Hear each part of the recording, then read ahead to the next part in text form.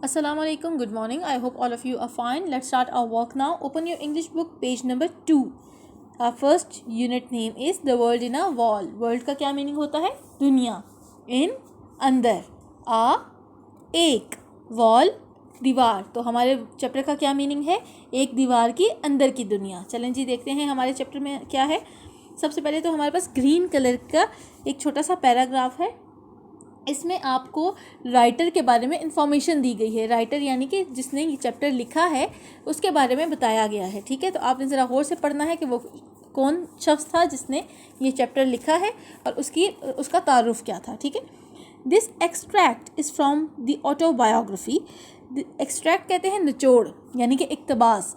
ये कोई बड़ी सी बुक थी. ठीक है, को निचोड़ के उसका जो निचोड़ के आप ऐसे नहीं जिस तरह कपड़े निचोड़ते हैं वो वाला निचोड़ना नहीं होगा. ये उसके अंदर से कुछ हिस्सा लिया गया है. किसी किताब के अंदर से ये हिस्सा लिया गया है. तो उसको जब आप किसी किताब के अंदर से या किसी बड़ी जो पैराग्राफ हो उसके अंदर से कोई छोटा सा हिस्सा लें तो उसको कहते हैं एक्सट्रैक्ट. क्या कहते हैं? एक्सट्रैक्ट यानी कि निचोड़ यानी कि इक्तबास. ठीक है. This extract is from the autobiography. Autobiography क्या होता है? सवाने उम्री. अब सवाने उम्री क्या होता है? जब भी कोई शख्स अपनी ज़िंदगी की दास्तान लिखता है, ज़िंदगी की कहानी लिखता है कि उसने ज़िंदगी में क्या कुछ किया, तो उसे कहते हैं सवाने उम्री. जितने भी बड़े बड़े लोग होते हैं, बड़े बड़े लिखारी यानी कि राइटर्स, बड़े बड़े शायर, तो वो अपनी सवाने उम्री लिखते होते हैं यानी कि ऑटोबायोग्राफी लिखते होते हैं. ठीक है. तो ये किसने लिखी? ये क्या है? ये चैप्टर असल में एक ऑटोबायोग्राफी में से लिया गया है. ठीक है, किसी शख्स की ज़िंदगी की दास्तान के अंदर से एक छोटी सी कहानी उठाई गई है. ठीक है. This extract is from the autobiography. उस ऑटोबायोग्राफी का क्या नाम था? My family and other animals. मेरा ख़ानदान और बाकी जानवर. ठीक है. ये जिस शख्स की भी ऑटोबायोग्राफी थी उस ऑटोबायोग्राफी का क्या नाम था? My family and other animals by Gerald Durrell. और किसने लिखी ये किताब? किसने लिखी ये ऑटोबायोग्राफी? गेराल्ड ड्यूरेल ने. ठीक है. राइटर कौन थे? Gerald Durrell. ठीक है.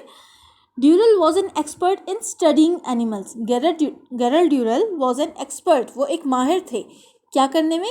स्टडी करने में एनिमल्स को, जानवरों के बारे में पढ़ने में और उनके तहकीक करने में वो एक माहिर थे. When he was 10 years old, जब वो 10 साल के थे, ड्यूरेल यानी कि हमारे राइटर गेराल्ड ड्यूरेल, उनका सिर्फ आधा नाम इन्होंने लिखा है, पूरा नाम नहीं लिखा, लेकिन हमें समझ तो आ रही है ना. When he was 10 years old, जब वो 10 साल के थे, ड्यूरेल हिज ओल्डर सिबलिंग्स. जब वो 10 साल के थे ड्यूरेल, उनके बड़े बहन भाई, सिबलिंग्स कहते हैं बहन भाइयों को, एंड हिज मदर और उनकी अम्मी, मूव्ड टू कॉर्फू इन ग्रीस. वो कॉर्फू में मूव कर गए यानी कि शिफ्ट कर गए. आप यूँ समझ लें जैसे मैं पिंडी से मुजफ्फराबाद शिफ्ट हो गई. ठीक है.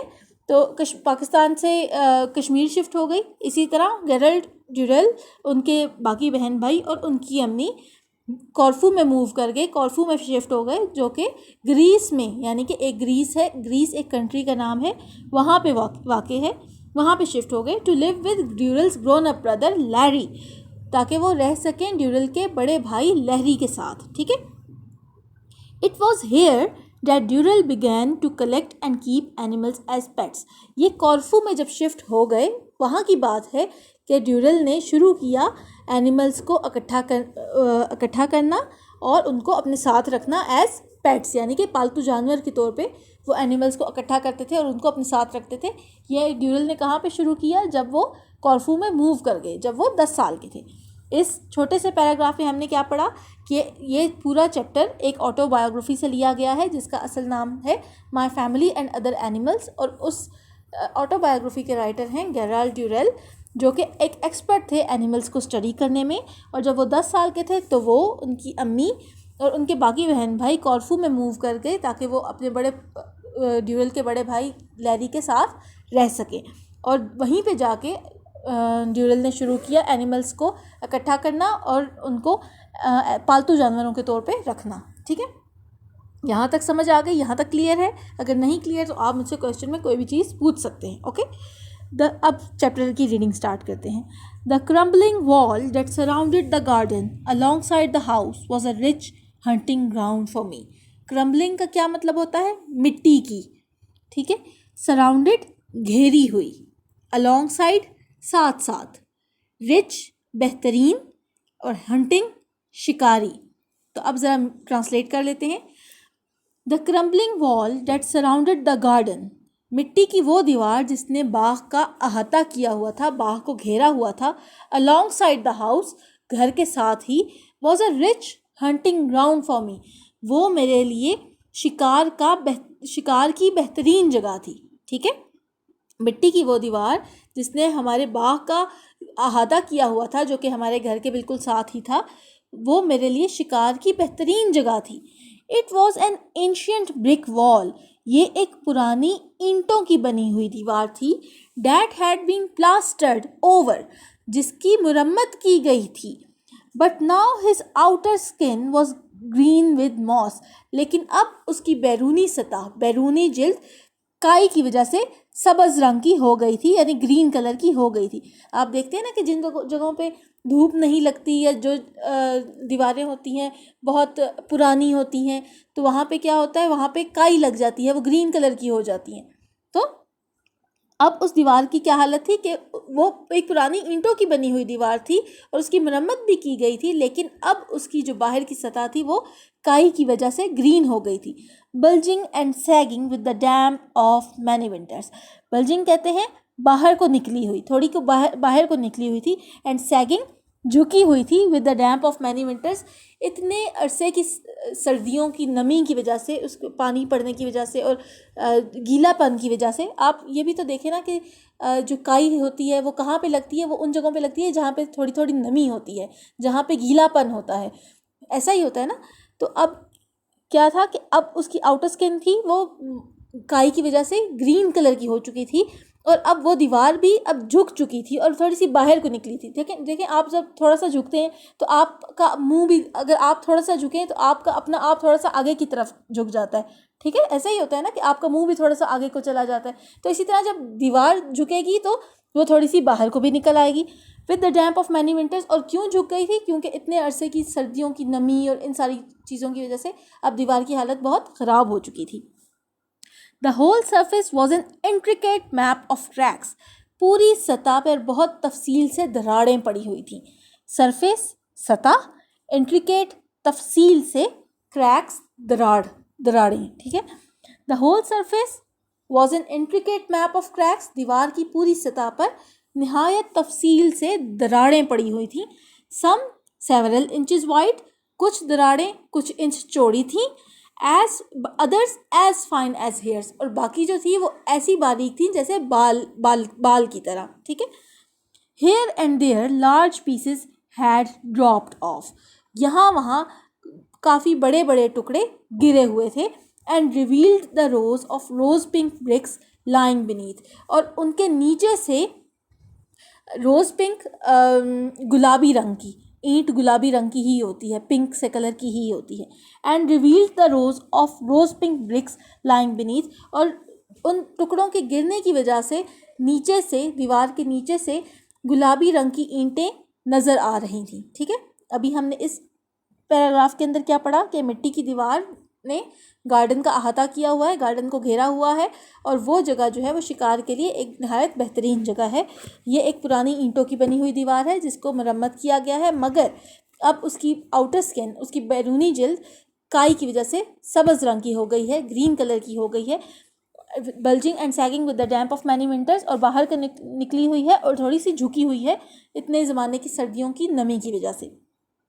पूरी सतह पर नहायत तफसील से दरारें बनी हुई हैं, कुछ दरारें कुछ इंच चौड़ी हैं और कुछ इतनी बारीक जैसे कि बाल। यहाँ वहाँ दीवार से काफ़ी बड़े बड़े टुकड़े गिरे हुए हैं और उन टुकड़ों के नीचे से गुलाबी रंग की ईंटें ज़ाहिर हो रही हैं जो कि उस दीवार के नीचे लगी हुई हैं। ठीक है, ज़ाहिर है ऊपर प्लस्तर होता है, नीचे तो ईंटें लगी हुई होती हैं ना। आपने कभी घर बनते हुए देखे होंगे तो आपको पता होगा कि नीचे ईंटें लगती हैं और उनके ऊपर प्लस्तर होता है। तो जब वो प्लास्टर उतर जाएगा, जब प्लास्टर गिर जाता है तो नीचे से ईंटें नज़र आती हैं। ठीक है, अब आगे आते हैं असल चीज़ की तरफ। किस चीज़ का शिकार हो रहा था? The inhabitants of the wall were a mixed lot, दीवार के अंदर के मकीन। अब दीवार के अंदर कौन रहता है? मकीन तो कहते हैं जो अंदर रहने वाले। दीवार के अंदर कौन रहते हैं? बहुत से कीड़े मकोड़े होते हैं जो दीवारों के अंदर भी रहते हैं, ऐसा ही है ना। The inhabitants of the wall were a mixed lot, दीवार के मकीन में मिले जुले चीज़ें शामिल थी, ठीक है, मिले जुले लोग थे, मिली जुली चीज़ें थी। And they were divided into day and night workers, और वो तकसीम हुए थे दिन के और रात के कारकुनों में, यानी कि काम करने वालों में। The hunters and the hunted, किस तरह के लोग थे? लोग तो नहीं, आप कहेंगे किस तरह के जानदार थे? शिकारी और शिकार करने वाले। हंटर्स शिकारी, हंटेड शिकार होने वाले, ठीक है। At night the toads and geckos were the hunters, रात के वक्त मेंढक, बड़े मेंढक, एंड जेकोस, जेकोस कहते हैं छोटी छिपकलियाँ, यानी छिपकली की ही एक किस्म होती है, ठीक है। At night the toads and geckos were the hunters, रात के वक्त बड़े मेंढक और छोटी छिपकलियाँ शिकारी होती थी, यानी कि वो शिकार करती थी अपने खाने पीने के लिए, ठीक है। There pray was the population of stupid absent minded crane flies. अब वो किस चीज़ का शिकार करती थी? ज़ाहिर है उन्होंने तो कुछ ना कुछ खाना ही होता था। किस चीज़ का शिकार करती थी? देयर प्रे, उनका शिकार क्या होता था? Was the population of stupid absent minded crane flies, उनके शिकार में वो आबादी शामिल थी जो कि नहायत बेवकूफ़ और गैर हाजिर दिमाग मक्खियाँ थीं, ठीक है, कि वो इतनी आसानी से उनका शिकार हो जाती होंगी, तो इसलिए कहा होगा कि वो बहुत स्टूपिड और बहुत एब्सेंट माइंडेड होती होंगी, ठीक है। Moths of all shapes and sizes, moths कहते हैं कीड़ों को, यानी कि परवानों को। परवाने वो होते हैं जो आपने देखा होगा कि जब बरसात का मौसम होता है और बारिश होती है तो उसके बाद लाइट पर बहुत ज़्यादा वो परवाने आते हैं, पतंगे भी उनको कहते होते हैं, ठीक है। मॉथ्स उनको कहते हैं, वो वाले जो कीड़े होते हैं उन्हें मॉथ कहते हैं, ठीक है। There pray was the population of stupid absent minded crane flies, toads और जैकोस का शिकार कौन सी आबादी होती थी? वो आबादी होती थी सबसे पहले तो ये कि stupid absent minded crane flies, वो बड़ी मक्खियाँ, ठीक है, कीड़े यानी कि परवाने, of all shapes and sizes, तमाम शक्ल और सूरत के जितने भी साइजेस के कीड़े थे, परवाने थे, वो सब इनका शिकार हो जाते थे। एंड रॉटन बीटल्स, और मोटे भंवरे, hurrying with their night's work, जो रात को जल्दी जल्दी अपना काम कर रहे होते थे तो वो अक्सर ही टोड्स और जैकोस का शिकार हो जाते थे।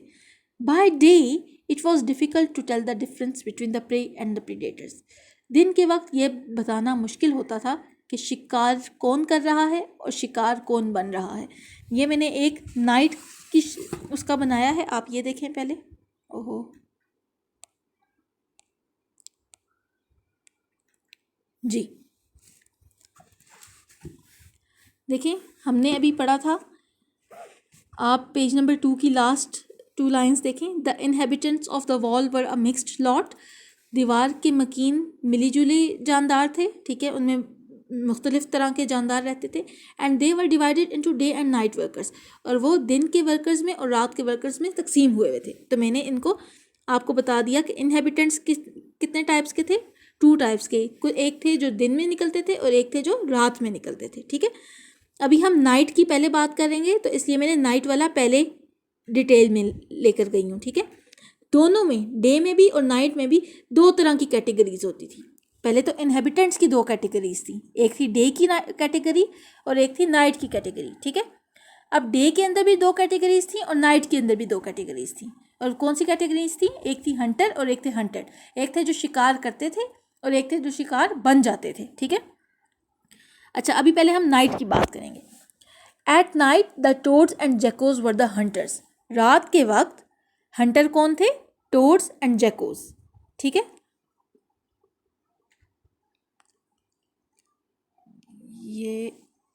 ये वाली मुझसे गलत हुई है, ठहरें, यहाँ पे मैंने गलत किया।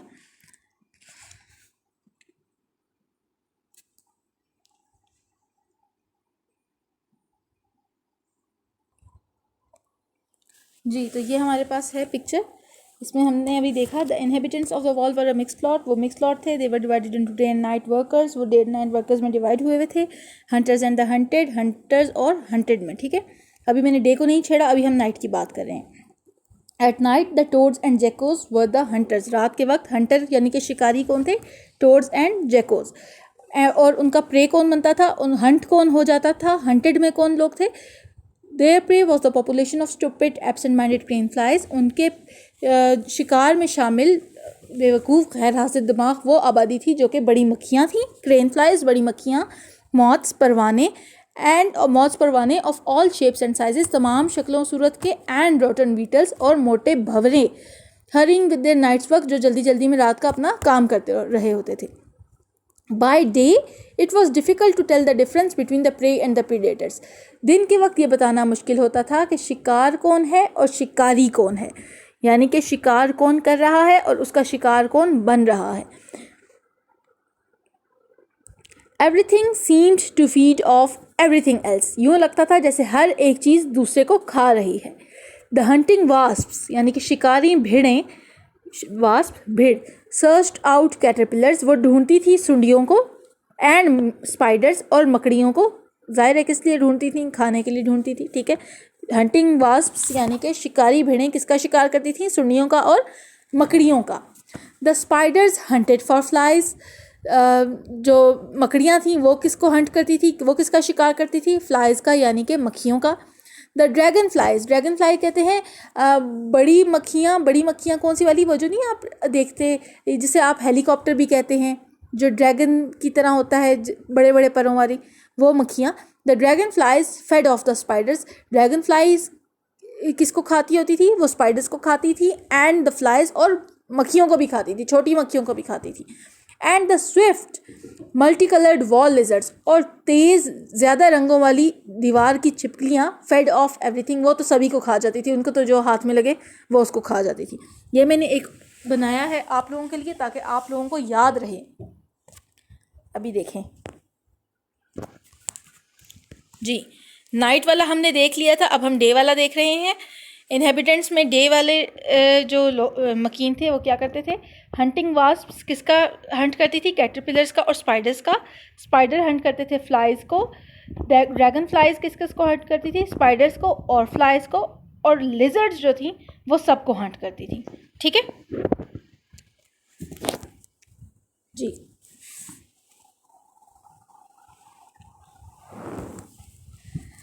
But my favourites were the shyest members of the wall community. लेकिन मेरे पसंदीदा, अब यानी कि राइटर के पसंदीदा जो जानदार थे वो कौन से जानदार थे अभी हम देख लेते हैं. But my favourites were the shyest members of the wall community. लेकिन मेरे पसंदीदा सबसे शर्मीले मेंबर थे, सबसे शर्मीले मकीन थे वॉल कम्युनिटी के, यानी कि दीवार में रहने वाली पूरी कम्युनिटी के. Who did not seek any attention, जो बिल्कुल भी तवज्जो नहीं ढूंढते थे. ठीक है, सीक ढूंढना, अटेंशन तवज्जो. They were also the most dangerous, वो सबसे ज़्यादा ख़तरनाक भी थे. You hardly ever saw one unless you look for it. आपको मुश्किल ही से कोई मिलेगा जब तक आप खुद न ढूंढ लें. And yet there must have been several hundred living in the cracks. लेकिन फिर भी there must have been several hundred living in the cracks.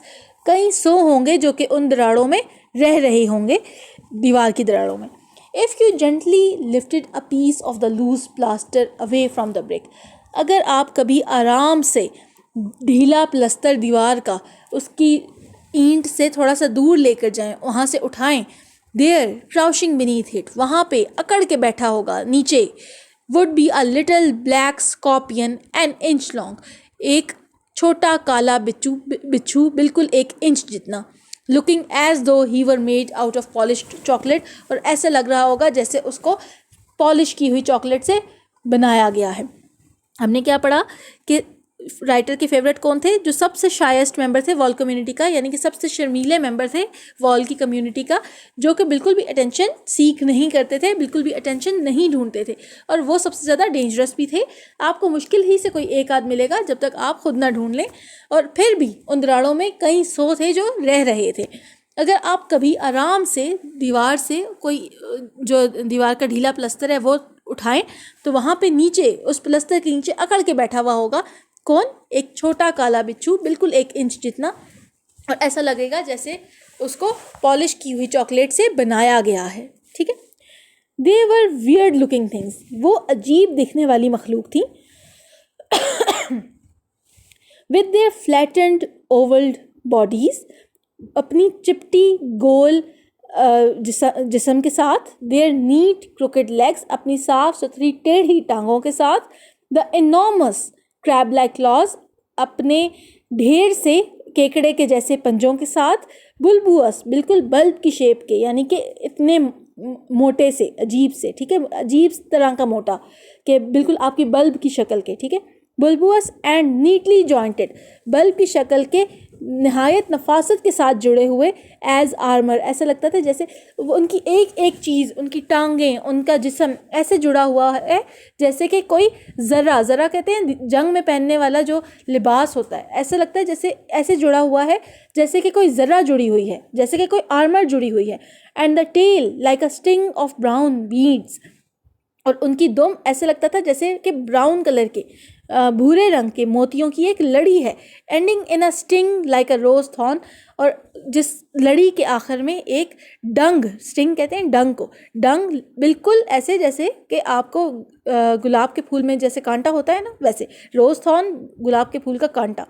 तो अब दोबारा ज़रा इस लाइन को पढ़ लेते हैं। And the tail like a string of brown beads, और दुम ऐसी जैसे आपके भूरे रंग की मोतियों की एक लड़ी है जिसके आखिर में डंग लगा हुआ है, बिल्कुल गुलाब के फूल के कांटे जैसा। The scorpion would lie there quite quietly as you examined him, scorpion वहीं पे पड़ा रहेगा आराम से जब तक आप उसका मुआयना नहीं कर लेते। ओनली रेजिंग हिज टेल, और सिर्फ तभी दुम उठाएगा एज अ वार्निंग साइन, खबरदार करने के लिए, if you breathe too hard on him, अगर आप उसके ऊपर बहुत सख्त सांस ले लें या बहुत करीब चले जाएं। स्कॉर्पियन वहाँ पे आराम से बैठा रहेगा, यानी कि डरेगा नहीं बिल्कुल भी आपसे, और सिर्फ आपको डराएगा, सिर्फ आपको खबरदार करेगा, सिर्फ आपको वार्न करेगा। अगर आप उसके बहुत करीब चले जाएं और आपने बहुत ज़ोर की सांस ले ली उसके ऊपर, तो अपनी दुम उठा के आपको खबरदार करेगा कि मेरे करीब मज़ीद नहीं आना, तो वरना मैं तुम्हें डंग मार दूंगा। ठीक है, हमने इस चैप्टर में अभी तक जो जो चीज़ें पढ़ी, वर्ड्स मीनिंग हमारे काफ़ी डिफ़िकल्ट थे, आपने इन वर्ड्स मीनिंग को अच्छे से देखना है। इसकी रीडिंग आपने एट लीस्ट 3 to 4 टाइम्स करनी ही करनी है विद ट्रांसलेशन। हमारी आगे की रीडिंग इससे ज़्यादा डिफ़िकल्ट है, अगर ये वाली समझ नहीं आएगी आपको तो बाकी भी समझ नहीं आएगी। कोई क्वेश्चन हो तो आप मुझसे पूछ सकते हैं until our next lecture. Next lecture में हम बाकी रीडिंग कवर करेंगे। अपना बहुत ख्याल रखिएगा। ये हमारा आज का काम था, अपनी इस रीडिंग को आपने रिपीटेडली करना है। Have a good day. अल्लाह हाफिज़।